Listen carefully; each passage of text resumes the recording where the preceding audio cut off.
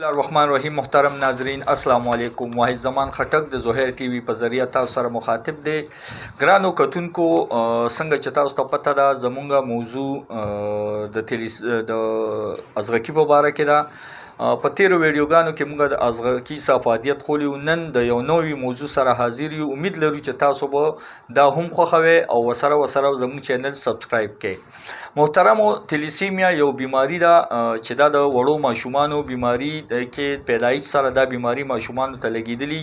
په دې بیماری کې ماشومان وینه بدن نه جوړوي او هغه ماشوم ته بیا 15 ورځې 20 ورځې مختلف اوقات د هر یو ماشوم هغه ته هغه مکمل وینه بدلیږي او د دې علاج تر ننه پورې زمونږ د الوپیتیک یا د هومیو په څه طریقې کار کې هم نشته دی.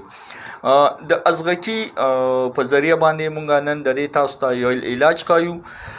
دا د دماسي یا د ازغکي دا بوټی چې دی دا به مکمل راوالی سره د جړو د بوټو د ګل ارس سره او په تړم اوبو باندې به ووینځئ او بیا به په لنګری کې لګوټه کوئ او په اوبو کې به کیږدئ چې دا کم از کم 12 غنټې په هغه اوبو کې پروت وي. نو بیا هغه اوبو نه دی سحر غرمه ماښام لږې غوندې اوبه څکي ماشوم دې څکي په نهره باندې او یا که داسې نه وي نو بیا دا بوټی تاسو داسې وکړئ چې دا بوټی درته میلاو شي. نو دا په لږ خشک هواداره ځای کې وچکئ سوري ته او د دې نه بیا پاوډر جوړ کړئ او کپړې سره دا چاڼ کړئ، ململ کپړې سره یا د نرۍ باریکې کپړې سره دا چاڼ کړئ او وړه چمچه ماشوم ته په خوراک کې سیریلیک شو کیلې شوې مختلف چې ماشوم څه شي خوړی شي که نه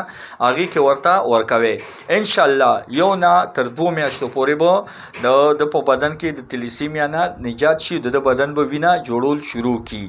خو بهتره خبره دا ده چې کم از کم 6 میاشتو پورې دا دوا ماشوم ته ضرور ورکړئ. ها که داسې زنانې چې حامله وي په هغې دې د حمل په دوران کې په ورځ کې خامخا یو غټ کیپسول د دې استعمالوي. نو انشاءالله تعالی چې دواړه زچه او بچه چې دی مور او بچی چې دی دا دواړه به د تلیسیمیا او د انیمیا غوندې خطرناکو بیماریو نه محفوظ وي. امید لرو چې زموږ دا ویډیو به ستاسو خوښه شوي. د بل ویډیو پورې اجازت راکړئ. د الله په امان.